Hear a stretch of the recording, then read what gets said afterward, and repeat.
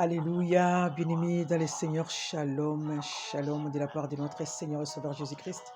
Je bénis le Seigneur parce qu'il a permis que nous puissions encore nous retrouver ce soir. À lui c'est la gloire, nous allons prier. Tendre Père, je vais te lever, toi l'auteur de la création, le maître du temps et des circonstances, le bon berger qui prend toujours soin de ses brebis. Nous voici à toi Seigneur, prends soin de nous. Nous voulons que tu nous parles, nous voulons que tu nous révèles encore des choses cachées et que l'impossible devienne possible. Nous te faisons confiance. Saint-Esprit, souffle encore un vent nouveau de la vie de chaque femme et de la vie de chaque fille forte. Nous te faisons confiance parce que tu es là. J'ordonne à tout esprit impur qui ne confesse pas ta Seigneurie, tout ce qui est des distractions, libère nos pensées au nom de Jésus-Christ. Sois élevé à jamais. Amen. Bien-aimé, Dieu est merveilleux. Il nous a permis que nous puissions encore nous retrouver. Alléluia. Sans plus tarder, nous allons prendre notre Bible. Là où tu es, tu prends ta Bible. Nous allons lire dans les passages que le Seigneur nous a donnés dans 2 Rois, chapitre 6. Nous allons lire à partir du 24e verset jusqu'au verset 30. Là, je vous demanderai de les lire parce que moi, je suis en train de courir un peu avec le temps pour essayer de faire juste cette petite vidéo. J'aimerais que nous puissions prendre à partir du verset 26 avec moi jusqu'au verset 30. Et le thème central de notre message est intitulé « Si l'Éternel ne te sauve pas, avec quoi te sauverai-je » Parole du roi. Et le sous-thème que le Seigneur nous a donné aujourd'hui, « N'ayez pas peur de l'avenir ».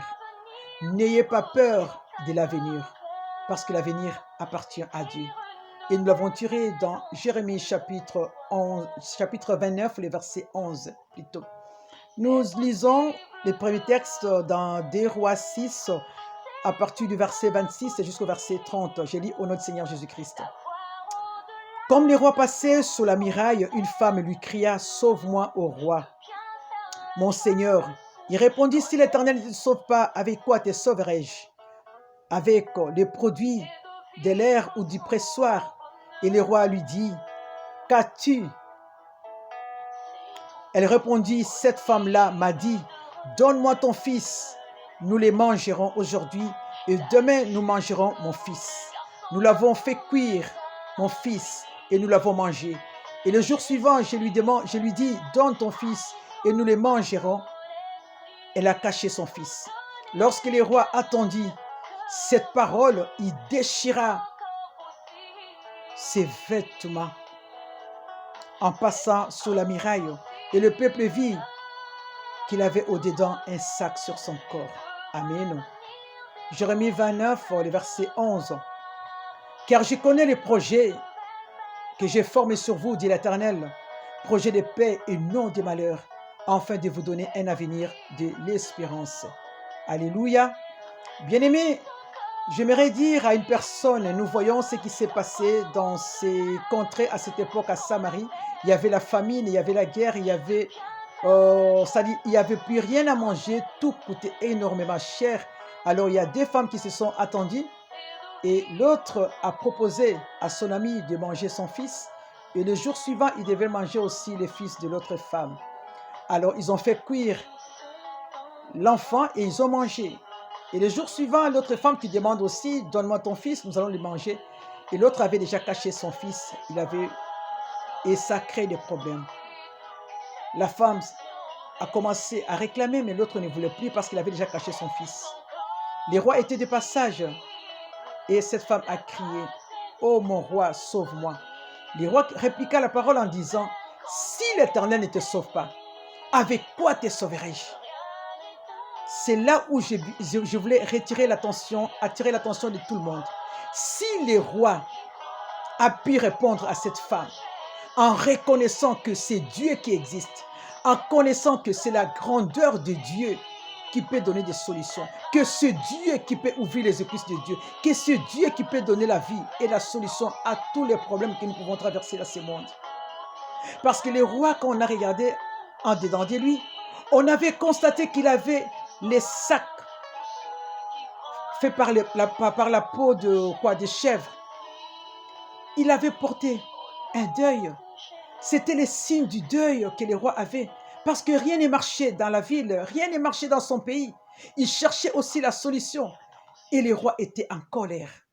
Bien-aimé, j'essaie un peu de fermer la parenthèse. Je retourne là où le Seigneur nous a parlé, le sous-thème, je connais le projet, les versets que j'ai formés sur vous, dit l'Éternel, projet de paix et non de malheur, afin de vous donner un avenir de l'espérance. Malgré la famine, Dieu ne pouvait pas accepter qu'on puisse commencer à s'entretuer. Alléluia. Le Seigneur nous a mentionné certains des signes troublants qui marqueront la fin du temps. Il a dit, il y aura des signes dans les ciels, il y aura des étoiles et sur la terre, et il y aura l'angoisse. Les nations qui ne sauront que faire, les hommes rendant l'âme. Alléluia. Des terreurs dans l'attente de ce qui surviendra sur la terre. Comme vous pouvez le constater dans Luc 21, le verset 25 à 26. La plupart de ces événements se produisent déjà et beaucoup de personnes sont découragées. Les moyens de subsistance, les entreprises et les économies ont été décimés. Nombreux sont morts, ceux qui ne sont plus certains de leur avenir. Bien-aimés, mais en tant que chrétiens, ne vous agitez pas pour votre avenir. Soyez en paix. Le Seigneur nous demande de ne pas avoir peur de notre avenir. Que ce soit les gouvernements ou la société pourrait vous promettre un avenir meilleur, n'espérez pas à leurs promesses. Le plan de Dieu est le meilleur pour votre vie. Le Seigneur nous a dit, il est la lumière du monde. Et c'est cette lumière-là qui va nous éclairer, qui va nous amener dans l'au-delà, dans notre destinée, dans notre chemin. Bien-aimés dans le Seigneur nous parle, il nous dit, il y a des choses que nous sommes en train de vivre aujourd'hui, que nous ne pouvons pas avoir peur. Je prends un exemple que nous connaissons tous, cette pandémie du coronavirus qui est en train de ravager le monde. Mais le Seigneur nous demande de ne pas avoir peur, mais nous puissions prier. Nous puissions nous rapprocher de lui pour que lui puisse ouvrir les écluses des cieux pour nous. Bien-aimés, ne laissez jamais les troubles du monde vous déprimer. Ne laissez jamais l'ennemi vous toucher. Rencontreriez des crises dans ce monde. Nous allons rencontrer beaucoup de crises. Beaucoup, ça n'a pas commencé aujourd'hui. Aujourd'hui, il y a la tribulation. Il n'y a pas la nourriture. Il y a certaines familles qui n'arrivent même plus à nouer les débuts du mois parce que tout va mal. Mais le Seigneur te dit, n'ayez pas peur. Ton secours, mon secours, c'est Dieu seul. Il nous demande de ne pas avoir peur. Si l'Éternel ne te sauve pas, avec quoi te sauverai-je? Parole du roi. Un roi qui a compris que sans Dieu, il ne pouvait rien avoir. Sans Dieu, il ne pouvait pas aller de l'avant. Sans Dieu, il ne pouvait pas avoir de la solution. Bien-aimé dans le Seigneur, pourquoi tu te décourages? Pourquoi tu te décourages pour tous ceux qui sont en train de se passer dans ce monde? Bien-aimé, tout ce que nous sommes en train de vivre aujourd'hui, le Seigneur est au contrôle de tout. Et la paix, comme le Seigneur demande. Il insiste en disant, vous aurez des tribulations dans ce monde, mais prenez courage, j'ai vaincu le monde, Jean 16, 33. Prenez courage, quoi qu'il arrive autour de vous ou en vous, soyez forte, femme forte. Soyez courageuse, ne cédez pas. Il s'agit peut-être de votre entreprise qui marche très mal, de votre finance, de votre église, de votre foyer, de votre mariage, de vos enfants. Rien ne marche, votre commerce. Mais le Seigneur nous demande de ne pas avoir peur. Si tu étais courbé, désespéré, laisse-moi te dire que le Seigneur Jésus-Christ te demande de ne pas avoir peur parce qu'il est là. Nous connaissons beaucoup de choses de la Bible, beaucoup de passages, beaucoup de références bibliques où le Seigneur nous a démontré noir sur blanc que c'est lui qui est la solution. Vous connaissez la femme qui était courbée pendant 18 ans. Mais cette femme, quand il est rentré à la synagogue, le Seigneur l'a vue et Dieu est allé vers cette femme. Dieu l'a touchée et Dieu a dit, femme, tu es guérie de ton infirmité. Bien-aimé, cette femme que Satan tenait liée pendant 18 ans, mais un jour, le Seigneur a pu étendre sa main puissante de délivrance et de guérison. Il y avait une femme qui souffrait de la perte de sang pendant 12 ans. Vous connaissez l'histoire, bien-aimés. Je vous rappelle tous ces passages pour que nous puissions encore activer notre foi que Dieu, il est la seule personne qui peut nous donner des solutions à nos problèmes. Bien-aimé, cette femme, elle avait à dire, si je peux tout simplement toucher les bords du vêtement de Jésus, je serai guéri. Cette femme avait touché les bords du vêtement de notre Seigneur. Elle était guérie. Anne est allée dans le temple. Anne, elle était stérile. C'est Dieu qui l'avait rendue stérile. Anne est allée dans le temple. Elle est restée longtemps dans la présence du Seigneur. Malgré tout ce que son mari lui donnait comme cadeau, elle ne regardait pas à ça. Elle avait confiance à Dieu. Elle avait confiance qu'un jour, elle pourrait mettre au monde. Bien aimé, elle allait avoir des enfants, en commençant par Samuel. Oh, bien aimé, notre Seigneur, c'est un Dieu qui ressuscite même les morts. Il avait ressuscité Lazare de la mort. Mais Marthe avait dit, Seigneur, il sent déjà mauvais. Il sent déjà mauvais. Mais sa sœur avait dit, il sent déjà mauvais. Mais Dieu est capable. Même la chose qui était déjà abîmée, il peut restaurer, il peut rétablir. Que ce soit la restauration spirituelle, la restauration de nos âmes, il est capable de les faire parce qu'il est Dieu. Bien-aimés dans le Seigneur, les 21 jours que nous allons passer devant la présence du Seigneur, ce n'est pas un hasard, ce n'est pas quelque chose que nous allons les prendre à la légère. Le Seigneur est avec nous.